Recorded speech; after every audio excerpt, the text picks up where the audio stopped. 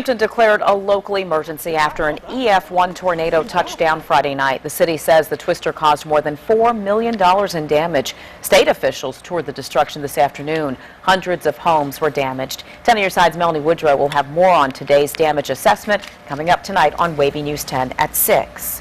A tornado blew through Suffolk 4 years ago, causing an estimated $18 million in property damage. The 2008 twister had close characteristics to Friday's tornado in Hampton. Meteorologist Jeremy Wheeler breaks down the similarities.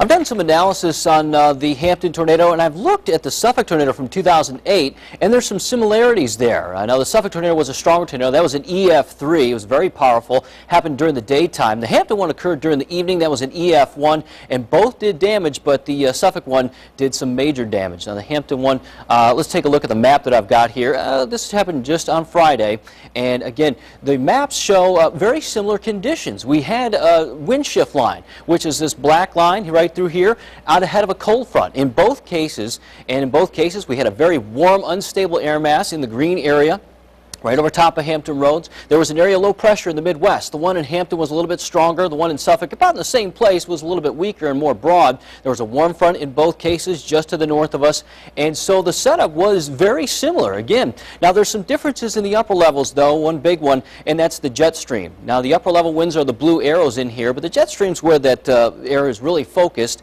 up a little bit higher.